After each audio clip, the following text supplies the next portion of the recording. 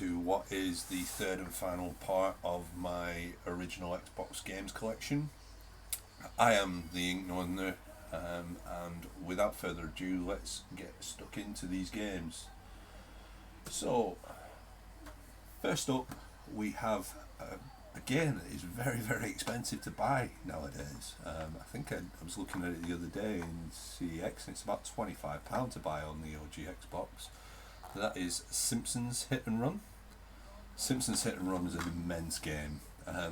You effectively play all of the different Simpsons characters, and you drive around Springfield doing certain missions and doing certain things to unlock various other unlockables. I have played it a couple of times on the Xbox, but I originally played it and completed it on my GameCube. It's worth picking up, even if it is expensive at this point in time. If you've got a chance to pick it up and you can afford to pick it up, then I would pick it up. So, next up, and yet another military shooter. I seem to have a lot of these in my collection. We have Full Spectrum Warrior. Quite a weighty game, due to the manual. It's quite a weighty manual. It's complete in box. I have played it, but I don't really remember playing it. What seems to be another game in a series of the conflict games, we have Conflict Desert Storm. I would imagine this is set during the Iraq War, original Iraq War, with it being Desert Storm. Complete in box. Another one of those military shooters. I don't really remember it. I apologise that I've not really gone into much detail on a lot of these games. I'm just trying to get through them. I may do some retrospective videos further down the line where I talk a bit more about them once I've played a bit more of them. We now have Tom Clancy's Rainbow Six, first person shooter, the way Rainbow Six should be, not the stuff that Siege is, in my opinion. Video game that was too hot for TV. That is the Family Guy video game. Now in this you play several different of the Family Guy's characters. You do different missions. I kept getting stuck on one initially with Brian, where you have to sneak past a load of police. It's a pretty funny game. Some of the voice acting in it, some of the some of the voice overs in it are funny. Much like the TV series can be. Now, next up, I think in part 2 I showed off one of these, and this is the other true crime game that I own for OG Xbox, and that's True Crime New York. Again, as I say, it sits in sort of the Mafia, Yakuza style, even GTA to a degree, but I remember them being decent games. I'm pretty sure I played them both on PS2. Next up, film tie-in that I'm led to believe is pretty good. I've just not had a chance to play on it, and that is Peter Jackson's King Kong. It looks like you can sort of play as King Kong, or play as man, play as Kong, and you get to do fighting with King Kong, or you use weapons as humans. Again, the film wasn't the best, but the game seems to be semi-decent. Now, part of a now legendary series, in my opinion, is Far Cry Instincts. Far Cry Instincts is pretty good. I enjoyed the action in it. I enjoyed the stealth. It does exactly what a Far Cry game should do.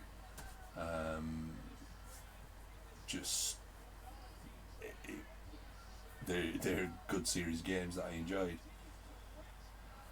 Next up, first, and where the whole Red Dead started in, I believe, and that is Red Dead Revolver.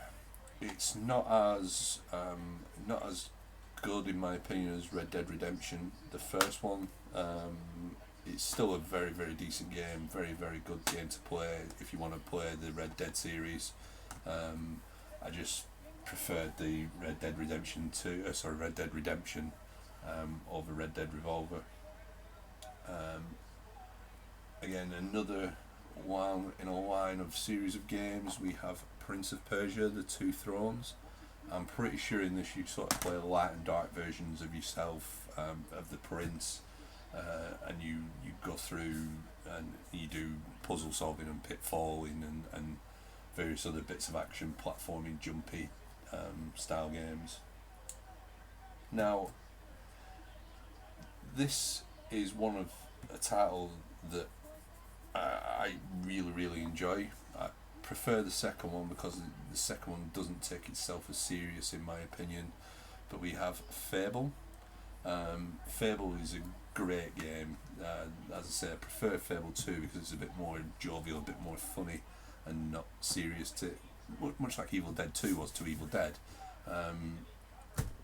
But Fable is a great series of games. Hopefully the new one that's due out on Series X keeps some of the hilarity that you got from Fable 2 and Fable 3. Next up, we have a Burnout 3 Takedown. The Burnout games are fantastic if you just want to crash cars whilst you're racing. Excellent games. You build up speed, do certain things, certain missions, but you can build up and go into crash mode and just crash and cause as much chaos and as much damage as you like. If you're going to play a series of racing games and you're not a big racing fan, the Burnout series is a good series to get into. Next up, we have Black. Now, I remember Black coming out. It's a first-person action shooter again. I don't remember much of the story. It seemed something in my head remembers it being a good game. I've just not had a chance to revisit it yet. Now, a game series that's become synonymous with Xbox, especially for racing fans, and that is the original Forza Motorsport. Forza Motorsport was a fantastic racing game, very realistic for its time, and it's just gone from strength to strength. It's a racing game series that I can play. And then next up, as I say, I have Burnout 2 here, Point of Impact. The Burnout series, if you've not played it and you're not a big racing game fan, stick it on and just enjoy the chaos you can cause by all of the crashing that you do. Next up, a superhero cartoon tie-in. I'm pretty sure Ultimate Spider-Man was a cartoon series that was on. I really enjoy this. It's good. You encounter a lot of the traditional Spider-Man bad guys. It's complete in box. Sort of Venom, Lizard, people like that. It's cel-shaded, cartoony style, swinging around New York as Spider-Man, wrapping people up in webs. Spider-Man games are always fun to play. And next up, the key game series for Xbox, and one of the launch titles, I believe, for the OG Xbox, and that is Halo Combat Evolved. I liked Halo and I liked Halo 2. It then started going a bit more, I'm not sure what the word is I'm looking for, a bit strange when it moved on and you started getting different powers and things like that. Still a very good series to play in terms of storyline. And next up we have Hitman 2. Great stealth game where you go and kill people. Do as much stealth as you can. I don't really need to say much about the Hitman series. Then we have Mercenaries, Playgrounds of Destruction. I think in one of the first two parts I had Mercenaries 2. And I think that's along the similar lines. You play Mercenaries, it's a military style shooter with a bit more action.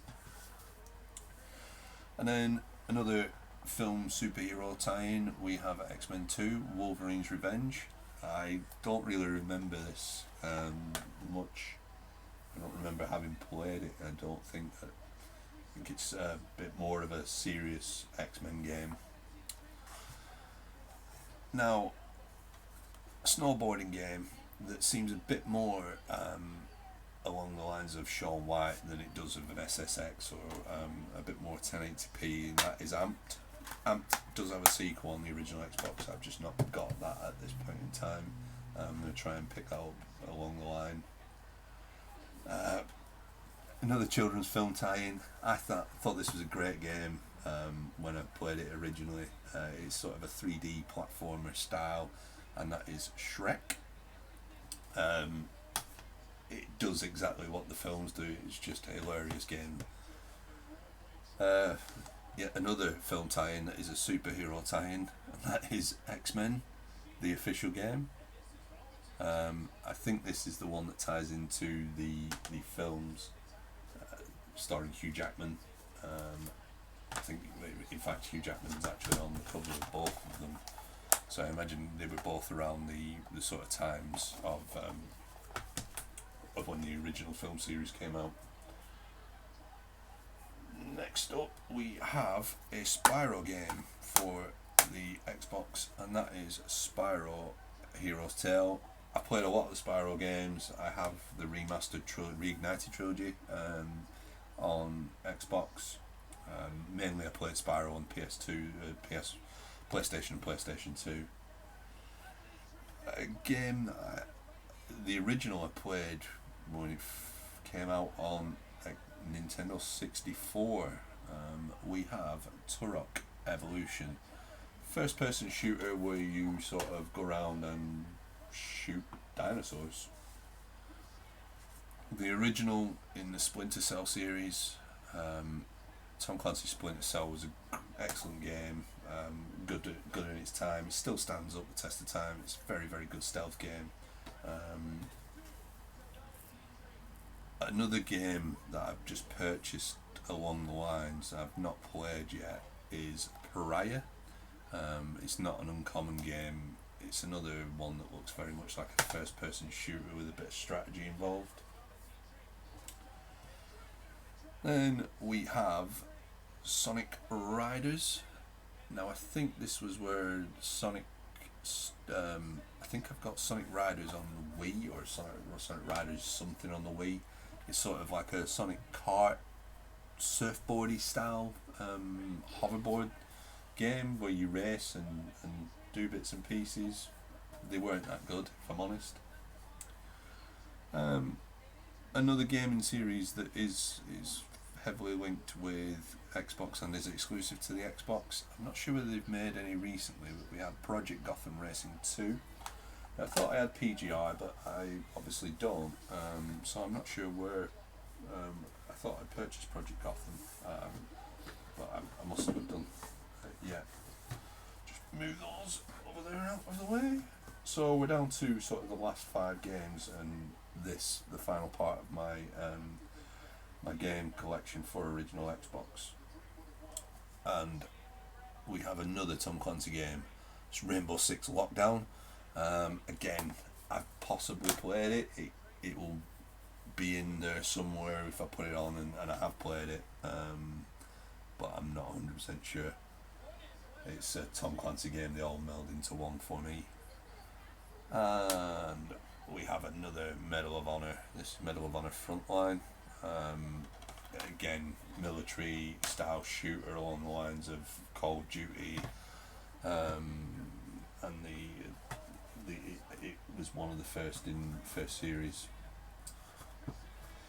And I think on one of the other parts I've showed the sequel to this, but we have X-Men Legends. Now, in X-Men Legends you play as different X-Men, you team up with a partner, and you complete certain missions together along the lines of Ultimate Alliance was, but specifically with X-Men. A sport that I enjoyed playing, I used to enjoy watching years ago when I was at school, and that is NBA Live 2003. Now this is one of those several iterations of NBA games that comes out each year. Again, I've not played on that one. I'm not a big fan of the basketball games. Played some of the later ones, and they've become a bit too much too technical. And finally, the game tie-in that ties into my football club. We have the 2003-2004 season of club football for Rangers. I appreciate I probably alienate myself from quite a few people in the population. I am a Rangers fan, despite the English accent. I do have a very much a Glaswegian family. Um, I, I had to buy it. It's got the club crest on it, the old club crest on it. But yeah, apologies if I've alienated anybody by revealing the club that I support, but that is the way it is. Um, all I've got to do now that I've got through this collection is thank you all for watching. If you would like to subscribe, please feel free to subscribe. I have put a link to parts 2 and 1 in the description if you've not caught them. I have been the Ink Northerner, and I'll catch you on the next one.